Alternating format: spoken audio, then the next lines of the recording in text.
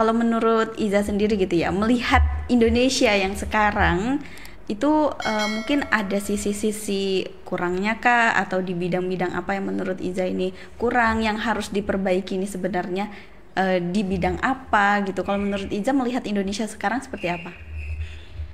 Kalau menurut saya ya, Indonesia ini kurangnya itu ya cukup banyak ya. Iya iya iya. Ya, Iya. ya terus habis itu uh, kayak mau jadi lebih baik itu juga berat karena manusianya kan juga banyak sekali. Terus rata-rata orang Indonesia itu juga ya udah mikir untuk dirinya sendiri, kurang mikirkan untuk masyarakatnya, untuk negaranya gitu, untuk agamanya kayak gitu. Jadi mereka asal apa namanya dirinya hidup enak, keluarganya hidup enak, ya udah terserah lah mau yang lain kayak gimana kayak gitu. Mungkin jadi mungkin beberapa itu mikirnya siapapun presidennya ya yang kerja tetap dirinya sendiri ya Iya kayak iya gitu. iya, heeh. Pemikiran yang seperti itu kan sebenarnya salah ya Iza Iya, ya. soalnya kan apa namanya politik ini mempengaruhi segala lapisan kehidupan kita kan, dari berbagai bidang juga, mulai dari kesehatan, pendidikan, sosial ekonomi, terus budaya, terus masyarakat sekitarnya kayak gitu. Jadi ya mungkin yang utama-utama gitu, kebutuhan-kebutuhan dasar masyarakat itu masih banyak yang belum terpenuhi gitu, terus belum merata juga. Mulai dari kesehatan, terus pendidikan, terus kehidupan sosial, mulai apa di sekolah atau di pekerjaan kayak gitu. Terus keluarga apa Indonesia ini kan juga termasuk yang apa ya, fatherless gitu ya. Dalam Indonesia aja itu masih banyak yang belum beres gitu loh Mbak. Terus apalagi untuk mau bersaing ke negara lain itu juga masih berat kan menurut saya. Jadi memang sebenarnya tuh masih banyak banget PR-nya gitu ya. PR-nya untuk Indonesia, mau dari sektor apapun kayaknya kita tuh masih kayak kurang gitu Iya ya. masih. Memang harus butuh SDM yang berkualitas gitu. Terus kalau SDA sih mungkin sebenarnya kita sudah Iya sih. banyak ya kan, sudah ada potensi lah. Tapi kan untuk Oh, mengelolanya yang mungkin susah gitu ya. ya apalagi saya itu juga ingin Indonesia apa masyarakat Indonesia itu berubah, yang jangan maulah gampang-gampang suaranya itu dibeli gitu loh, kayak Oh iya iya. ya sekarang itu kan kayak emangnya kayak Wani Piro gitu loh ya. Iya bener. Iya Kayak iya, gitu, Wani yang Piro ngasih paling banyak yang bakal dipilih. dipilih Mm-mm. gitu, yang ngasih sembakonya paling sering, atau itu ngasih baju uang kayak gitu yang paling banyak yang bakal dipilih lah Dipilih. suaranya kayak gitu. Apa padahal kan itu kan cuma ya udah sesaat gitu ya, Iya. mungkin misalnya nih apa dibeli suaranya apa 1 M 2 M gitu misalnya. Baru Itu enak ya. itu ya itu cuma apa uang seperti itu kan bukan dari sumber yang baik, pasti itu tidak membawa keberkahan dalam hidupnya. Jadi uang itu bisa jadi malah cepat habisnya, nggak bertahan lama kayak gitu. Sedangkan masa kepemimpinan itu kan cukup panjang, 5 tahun. Apa misal hidup makmurnya setahun 2 tahun, terus sisanya susah, apa mau gitu terus siklusnya gitu terus kan juga berat ya. Mm-mm. Ya, emang kayaknya udah tertanam sih ya untuk warga Indonesia gitu ya. Kalau ada serangan fajar nih. Iya kayak gitu. Tapi kalau misalkan tadi Iza contohinnya sampai 1 M, kayaknya nggak mungkin ya Iza ya. Tapi kalau Mungkin satu kalau M yang influencer itu Oh iya sih nyampe. ya, bisa ya. Iya. Tapi kalau untuk jatuhnya ke warga-warga seperti kayak kita-kita ini kan ya tambah kecil, masa kita mau dibeli sih ya Iya. gitu ya. Kayak pernah ada sih hitung-hitungannya gitu. Misalkan 50.000 atau Iya. 100.000 terus dibagi 5 tahun. Berarti suara kita cuma dibeli dengan seharga segitu aja gitu ya. Iya. Nah, itu mungkin kalau influencer ya sih bisa sih ya sampai MM-an. Iya. Sampai banyak kan ya yang Iya. ya udah banyak lah ya, maksudnya yang udah mengkampanyekan bahwa si A ini dukungnya si paslon ini gitu. Nah, sesuai tema kita sih ya, sebenarnya kita pengennya tuh ada suatu perubahan gitu ya, wind of change, angin perubahan.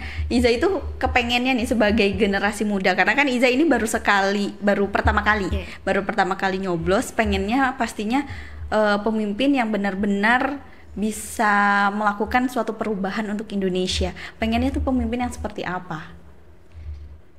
Untuk pemimpin yang seperti apa, yang bisa kebijakannya itu dipikirkan matang-matang, jadi bukan untuk jangka pendek tapi juga dipikir di jangka panjangnya kayak kayak gimana. Terus juga untuk masyarakat itu memang yang benar-benar bermanfaat gitu loh, bukan yang nanti malah berjalannya cuma sebentar lalu kembali tidak jelas lagi gitu. Jadi misal di pendidikan ini apa namanya, benar-benar kan biasanya itu kalau di perkuliahan itu masalah UKT ya. Jadi kepastian UKT kayak tingkat-tingkat UKT yang dari golongan 1, golongan sampai golongan 6 kayak gitu, itu benar-benar yang berhak dapat golongan 1 itu yang siapa, yang golongan selanjutnya siapa. Soalnya itu kan emang selama ini untuk dana pendidikan satu Indonesia itu cuman anggarannya 660 triliun gitu kan. Apa namanya, padahal itu mencakup dari gaji guru-guru juga, jadi guru-guru, jadi nggak cuma program doang tapi semuanya itu cuma 660 triliun untuk satu Indonesia. Jadi dari SD sampai kuliah itu segitu doang.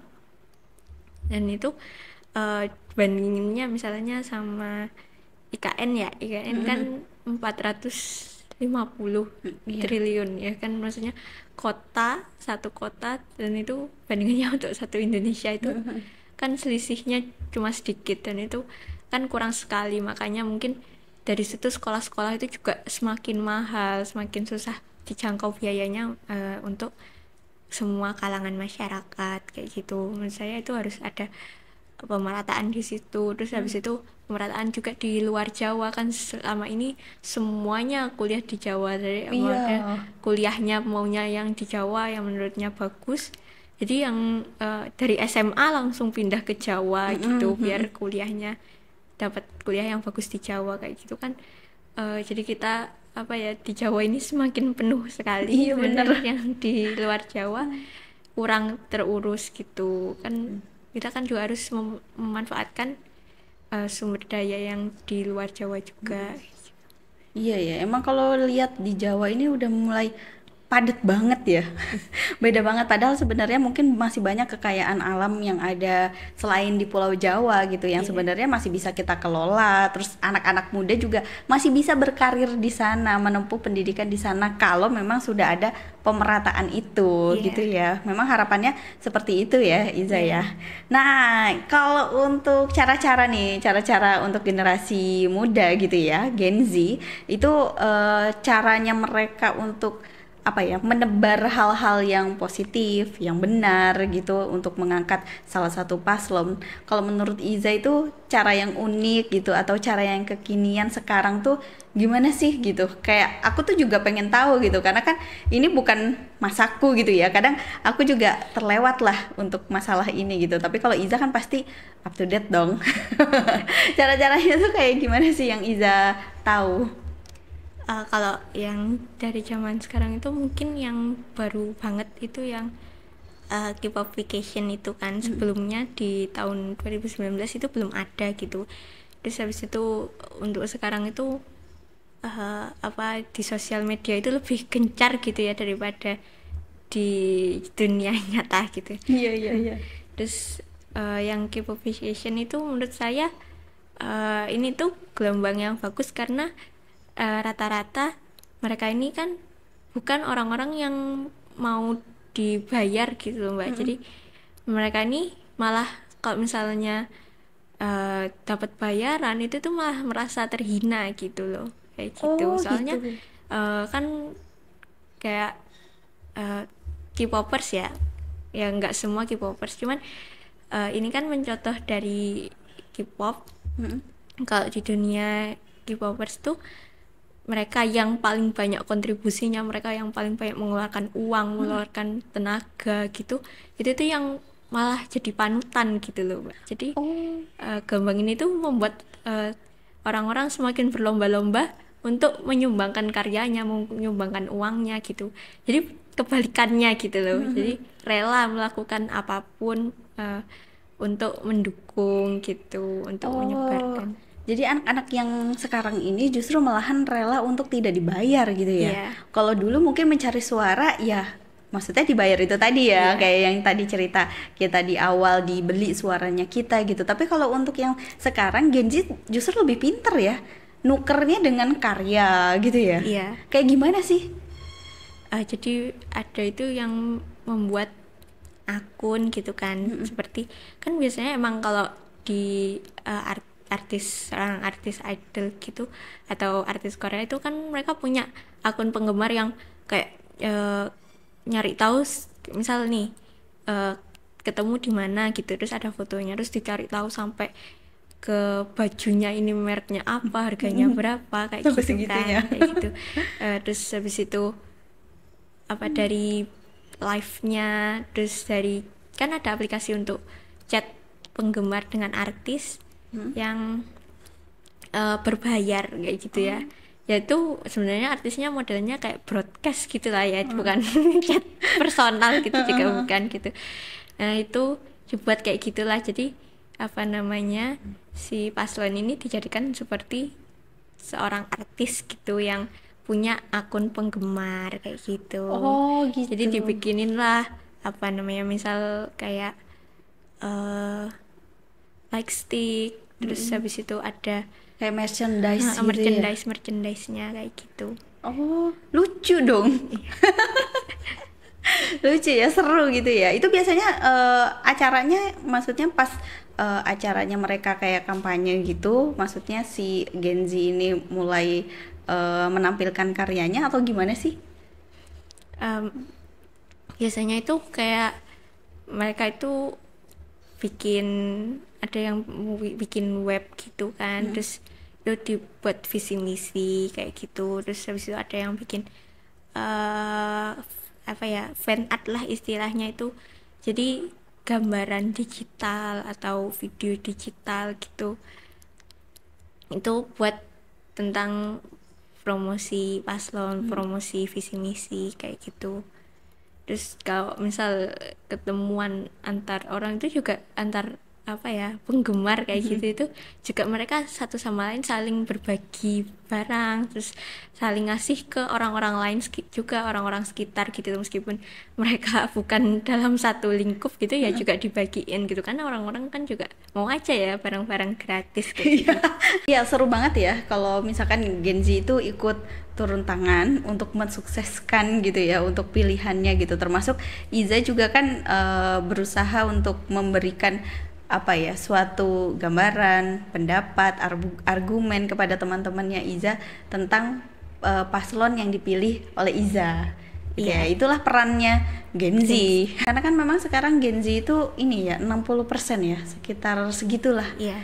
Yang banyak banget gitu. Seru ya sebenarnya ya kalau kita ngobrolin Gen Z dengan politik, apalagi yang sekarang Gen Z itu kayak nggak mau dibayar itu tadi ya kan. Jadi justru dia itu kayak mengeluarkan karya seperti itu. Masya Allah, keren-keren. Ini generasinya Iza harus dipertahankan nih sampai periode selanjutnya gitu.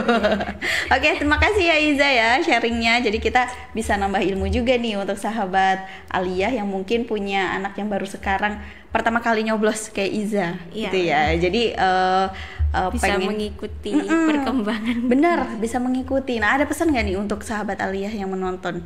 Untuk sahabat Aliyah mungkin bisa untuk dipikirkan matang-matang, yang paling baik lah untuk itu dirinya sendiri dan keluarga, juga masyarakat. Jadi jangan sampailah nggak memilih atau pasrah dengan keadaan. Jadi bisa menentukan pilihannya mulai dari sekarang. Jadi harus sudah ditentukan lagi nih sahabat Alia, untuk pilihannya harus benar-benar yang sesuai hati nurani gitu ya, yang bisa membawa perubahan juga. Terima kasih Iza. Ya, sama-sama.